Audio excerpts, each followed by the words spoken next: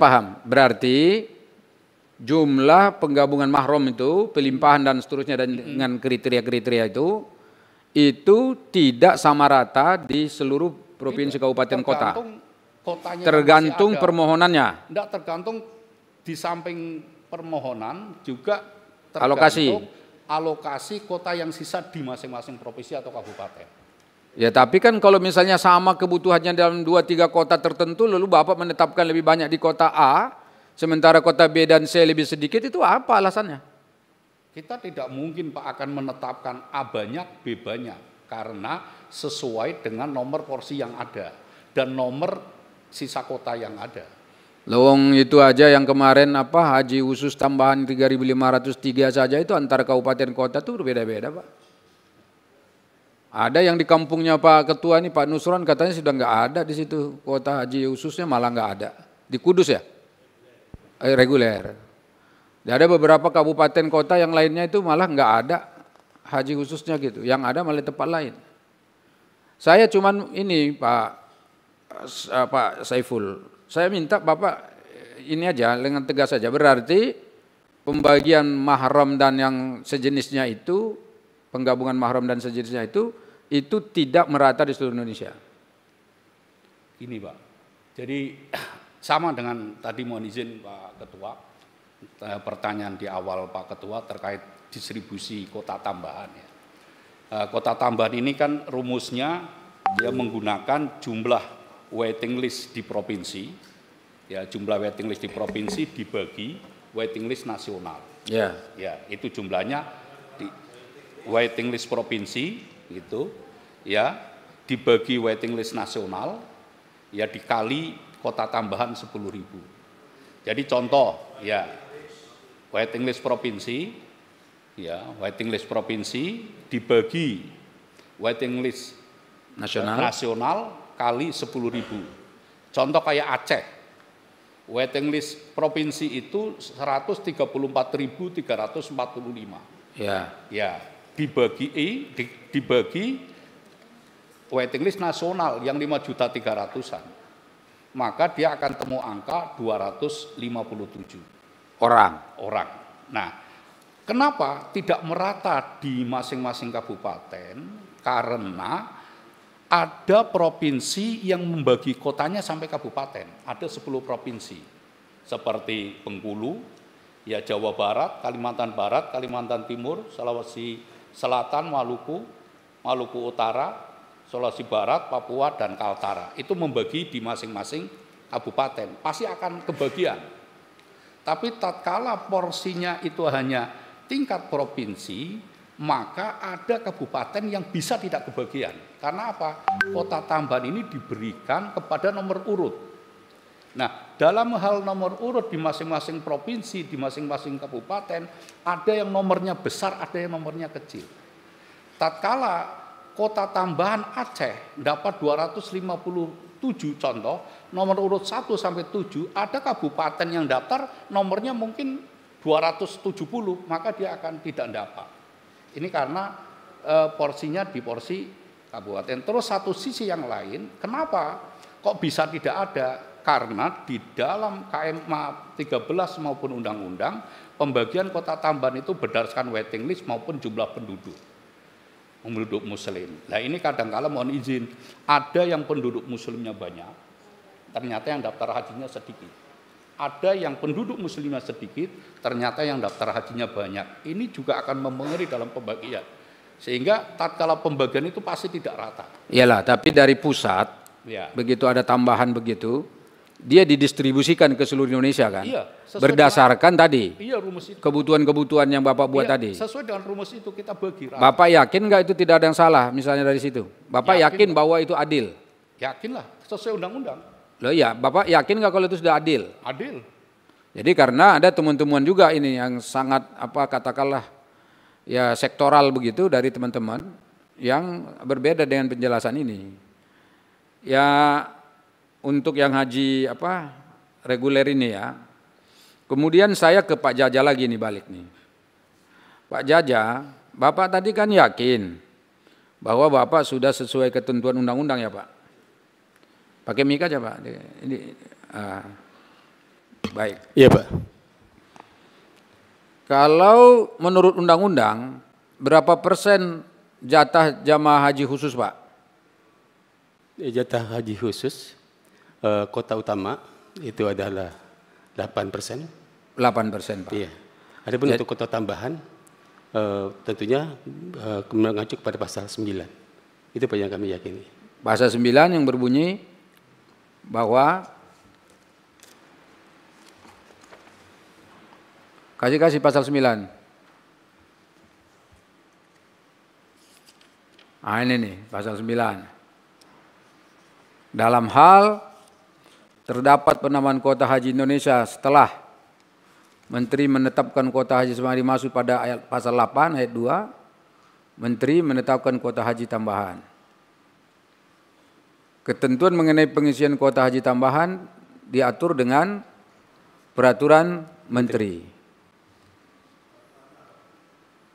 PMA Pak. Nomor 6 tahun 2001. Jadi begini Pak. MA nomor 6 Iya. tahun 2001. Iya. Memang itu juga mengatur Pasal 23 Pak. apa bunyinya?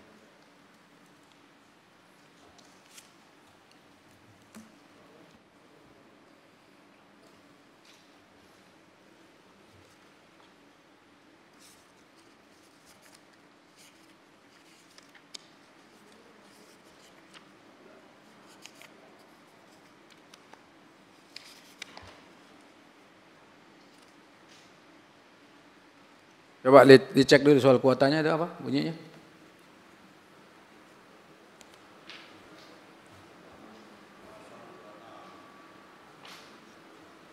Pasal 23 Pak. Pasal 23. apa bunyinya? Pasal 23 Bu, coba Bu. Nah, coba baca dulu nih biar saya lihat dulu. Bunyinya apa sih? Pengisian kuota haji khusus dilakukan berdasarkan urutan pendaftaran secara nasional. Enggak loh, saya tanya dulu Terus, sampai di sini. Iya Pak. 2. Pengisian kuota haji khusus harus dipublikasikan kepada masyarakat melalui laman resmi kementerian yang menyelenggarakan urusan pemerintah di bidang agama. Itu sudah dilakukan. 3. Naik Mas. Pengisian kuota haji khusus dilakukan dalam jangka waktu 30 hari kerja, terhitung sejak penetapan kuota haji khusus oleh Menteri.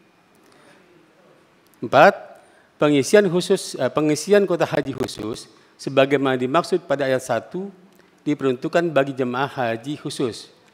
Lunas tunda, kepotong Mas, ke atas sedikit. Masuk alokasi kuota. Masuk alokasi kuota tahun berjalan dan lanjut usia. Coba balik ke ayat 1 coba. Pasal 23, pengisian kuota haji khusus dilakukan berdasarkan urutan pendaftaran secara nasional. Itu yang daftar tahun 2024, berangkat 2024, itu sudah sesuai dengan urutan pendaftaran nasional nggak? Itu di akhir Pak. Hah? Itu di akhir Pak, di kuota tambahan. Kuota tambahan yang ya, mana? Kalau kuota inti itu Pak yang terisi. Itu ayat mana rujukannya Bapak itu, penambahan itu? Ada lagi Pak, pasal haji tambahan. Yang mana? Terus pasal itu Pak. Kalau ini haji khusus. Iya. Oke, coba yang tambahan, macam mana bunyinya itu? Mana bunyinya? Enggak, pasal 24 coba Pak, ke atas lagi Pak. 24, coba 24 Mbak. Nih, dalam hal pengisian kuota haji sebagaimana dimaksud pada pasal 23 ayat 3 tidak terpenuhi pada hari penutupan pengisian kuota, Menteri dapat memperpanjang masa jabatan. Kalau itu Pak, kalau haji tambahan, anunya Pak tambahan.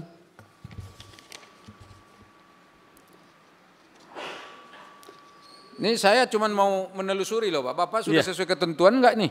Ya, kuota tambahan Pak, Kep Dirjen PHU nomor 118 Pak. Kep Dirjen. Ya, Kep Dirjen 118. Ini masuk ini. Tadi katanya kementerian, PMA, mana yang benar nih? Kep Dirjen. Cari lagi Bu, Kep Dirjen. Ya. Ya kan 118 tahun 2024. Ya. Ya kan? Pasal berapa? Aku udah tahu. Ya kan bab 4 poin 6. Ya. Ya kan? Tulis di situ. Nanti kita sandingkan. Ya kan? Bab 4 poin 6 poin A. waktu konfirmasi dan pembayaran setoran lunas BP khusus, ya kan? A. Dilakukan setiap hari kerja mulai tanggal 30 Januari tahun 2024 sampai dengan tanggal 5 Februari tahun 2024. B. Dalam hal masih terdapat sisa kuota haji khusus setelah waktu pelunasan berakhir, waktu pelunasan akan diatur lebih lanjut. Betul kan Pak? Itu dasarnya yang dibaca Pak Ketua. Betul, itu dasarnya. Itu dasarnya yang Bapak mau. Karena kalau ini dasarnya salah lagi, sebab ini bukan tambahan kuota tambahan, ini adalah kuota haji khusus. Iya. Itu bukan tambahan ini. Coba lihat, dalam waktu konfirmasi pembayaran setoran lunas BPIH khusus loh ini. Bukan tambahan ini Ketua. Yang mana dasarnya Bapak? Bukan, kalau yang disebut keputusan Dirjen 118 itu bunyinya itu sudah saya baca. Yang ini? Ya, bunyinya tuh ini. Nah, yang dia rujuk yang mana? Jadi ini menyangkut, makanya ini mau saya konfirmasi sebetulnya dari tadi itu.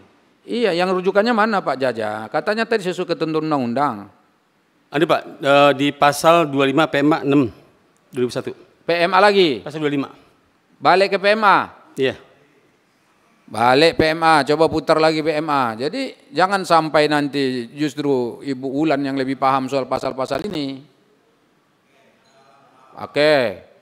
Dalam hal kuota haji khusus tidak terpenuhi selama 7 hari. Ini dia kan? Iya, terus Pak, terus. Sebagaimana dimaksud dalam pasal 24, pengisian kuota akhir berdasarkan nomor urut berikutnya. Terus Pak. Saya tanya Pak, sebentar, jangan sampai di sini dulu. Ini haji tambahan atau haji khusus? Ini masih haji khusus Pak, di bawah terus Pak. Oh iya, terus ke bawah, cari yang haji tambahan.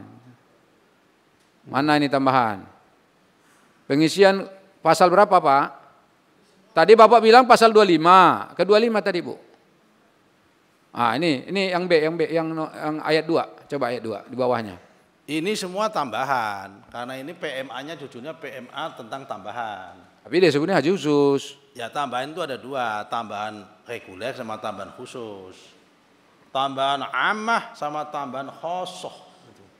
Al-hajjul am sama al-hajjul khosoh. Bentar Ketua jangan jawab dulu, ini Ketua memang jadi saksi nih. Bukan, ini saya mengacu PMA-nya itu, supaya kau paham itu. Coba, mohon maaf, angkat dulu ke atas Bu, langsung ke atas sana, coba lihat, ini apa sih? Ketentuan apa nih? Tap, langsung ke atas.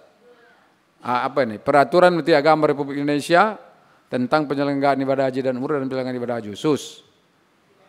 Penyelenggaraan mana ini? Ini Pak, saya ulang. Mana yang tambahan? Saya ulang Pak. Untuk kota tambahan Pak, kembali kepada ini Pak. Kep Dirjen 118 tentang kota tambahan Pak. Nah, balik ke Kep Dirjen lagi. Mana yang betul ini? Oke. Coba ini saya baru serius loh nanya ini. Iya Pak. Di bab 2 Pak. Ini. Di bab 2. Oh, bab 2. Bab 2 pada poin 1 Pak, pengisian kuota haji khusus tambahan. Terus Pak. Jangan digedein lagi Bu, cukup tadi. Ini. Kuota haji khusus tahun 14 ini sebanyak sekian. Di B, poin 1, pengisian pemenuhan kuota haji khusus tambahan dilakukan berdasarkan urut pendaftar secara nasional. Dalam hal masih terdapat sisa kuota haji khusus setelah waktu konfirmasi dan pembayaran BP khusus berakhir, maka pengisian konfirmasi dan pembayaran BP khusus berakhir, maka pengisian sisa kuota dilakukan oleh jamaah haji khusus yang terdaftar di Siskohat dan berdasarkan usul PIHK. 3.